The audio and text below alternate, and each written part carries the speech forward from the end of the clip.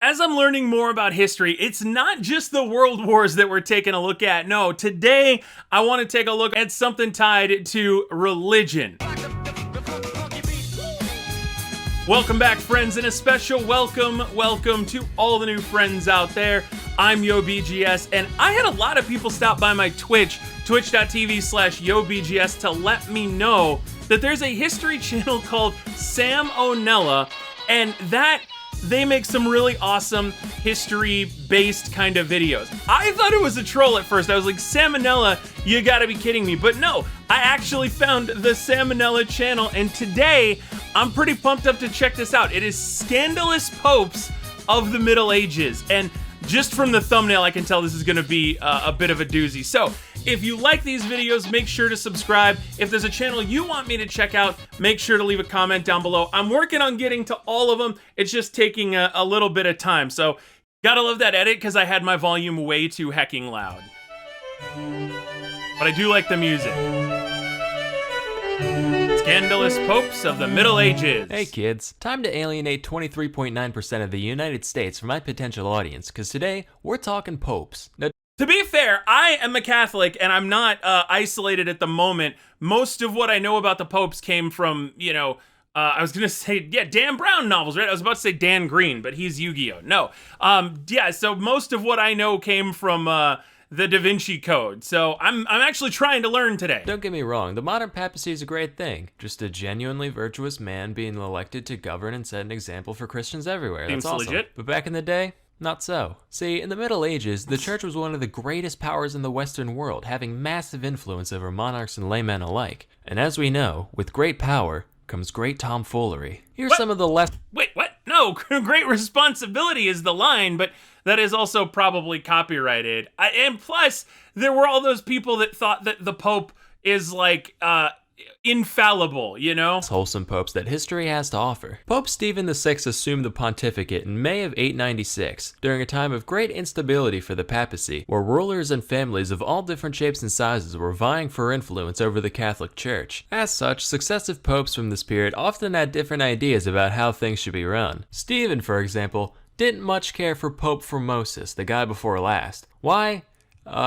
Dude, he could, oh my god. What is this? Political instability, bishop, was politically motivated. This is way too many words for me. But I was about to say, before he showed Wikipedia, before he cited his sources, he could be making all this up, and I would have no idea. It's complicated. Even if I could wrap my head around all this, it'd probably be boring as hell. So just take it on good faith that Steve had a lot of beef with Formosus. So much beef, or as we call it, papal bull, that Stephen couldn't even be happy that the dude was already dead. So he had the 8-month-old corpse of Formosus dug up, dressed up in pope clothes, sat down on a throne, and literally put on trial, with a deacon appointed to give all his responses for him. So you thought you could get away from the law with that little dying stunt of yours. Well, tell me, Mr. Thrombosis, did you violate canon law, commit perjury, and pretend to be a bishop when you weren't? Yes, pasta fazool, I am a fool. I've heard all I need to hear. This court finds you guilty, and everything you did as pope, we legally declare to be fake and dumb and stupid and dumb. Now throw him in the river. What? The river? What? Oh, come on! As a video that is just a made-up storyline, this is ridiculous. But the fact that this actually happened, I'm still... We're, again, not even 2 minutes in, and I'm already shocked. Can he do that? See the hat? That means I'm Pope. P-O-O-P Pope. You better 3-point that bitch into the briny deep right quick, or I'm gonna raise hell.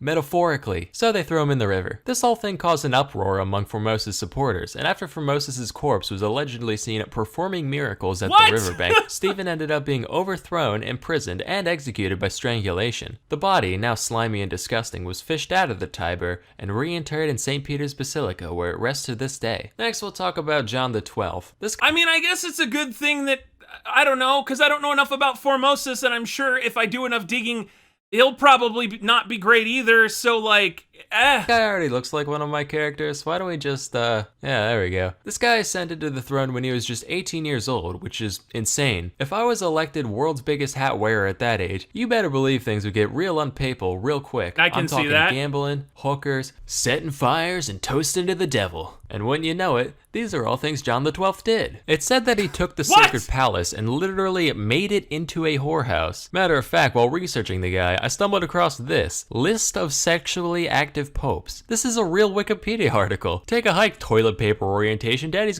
It's a Wikipedia article and it's got more than 5 words. No sexually active popes, dude. So got a new favorite. John is featured prominently on this list, of course. He had a thing for widows for some reason. Personally, I'm not big on weepy old hags. I'm more of a carefree young hag type of guy, but to each their own. He also banged his niece a bunch, which not the most virtuous act, but you know, middle age.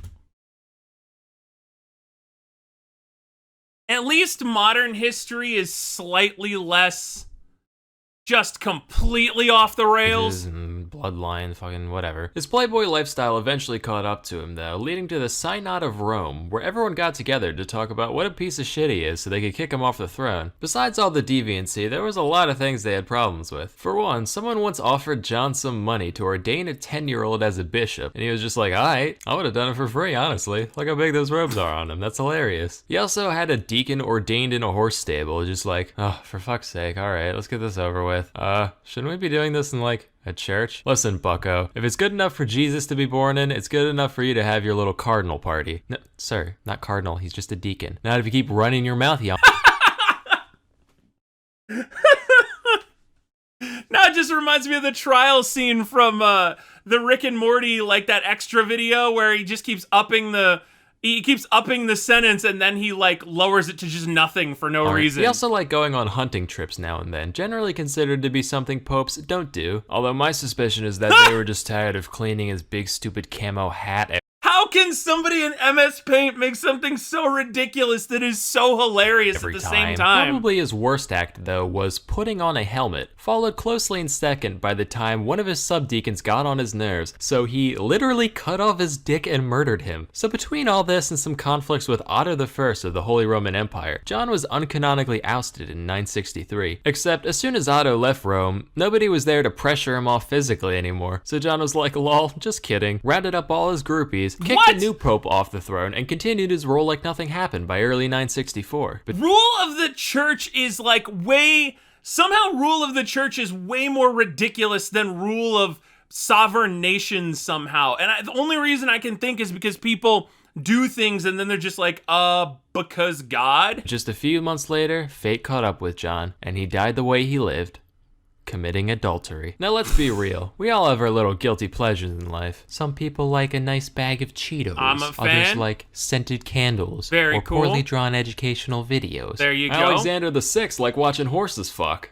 What? According to Vatican chronicler Johann Burckhardt, he would specifically arrange for his stallions to be introduced to mares in heat outside his palace, and he'd stand up on his balcony to watch them violently mate, which just tickled him pink for some fucking reason. But like, what if you didn't, though? But like, what if you didn't, though? I don't need him to be animated while he's enjoying this process. Uproariously during the entire spectacle. He also once threw a party in the palace called the Banquet of Chestnuts, also referred to as the Joust of Whores. Wait a minute. Of course. Horse jousting. Horses banging. Was dyslexia a thing back then? Nah, but during the banquet, Alexander had 50 of Rome's finest raggedy harlots line up and strip down for him and his guests, which, by the way, included 2 of his children, which, by the way, he had many children, but at this point hardly a concern. Guests began throwing chestnuts at the ladies, who got down on their hands and knees and scrambled frantically, like the cook at Denny's when I held him at gunpoint, trying to collect as many as they.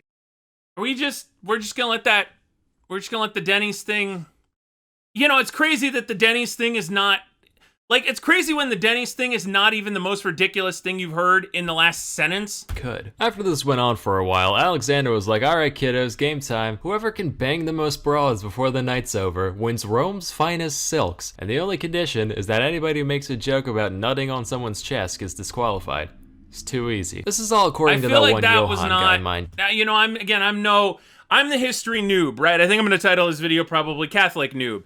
But I gotta believe that was not an actual. Yeah, some secondary sources differ pretty significantly on the. Oh my God, are you serious?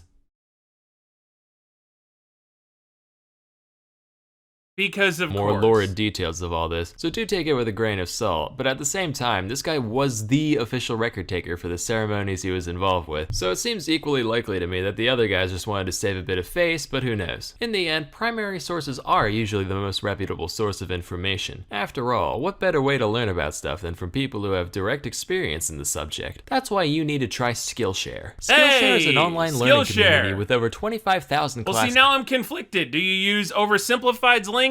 Or do you use our boy's link?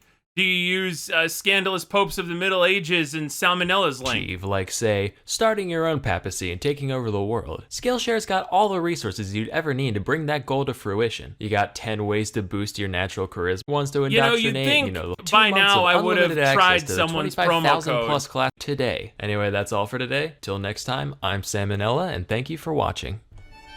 How is that all? Like, you know what I'm saying? That was, and yet the sad thing is I feel like he could probably make a dozen videos on Twisted Popes and probably never run out of content. That was just, again, I'm flabbergasted. And it's another video that I don't even know if the reaction's any good because I just sat there with my head in my hands, not being, we don't learn about, and I went to a Jesuit school. Religion was a thing you had to, like look, I went to a Jesuit school. So religion was a thing you had to take. We didn't learn about that. Then I went to a very liberal college, Oberlin College, which doesn't like religion. I'm not speaking for the college now. I just mean some of the people who go there. Even there, we didn't learn about all this kind of stuff. So, thanks, Salmonella, for providing a public service and letting us know about the atrocities of the past. If you like this video, again, make sure to subscribe. I always leave that up that way if you want to help out the person whose stuff we're reacting to, you can do that. Take care, my friends, and as always, I will see you for the next video. Oh, don't forget, leave a comment down below if there's anyone you want me to check out, all that good stuff. Okay, now, have a great weekend, everybody.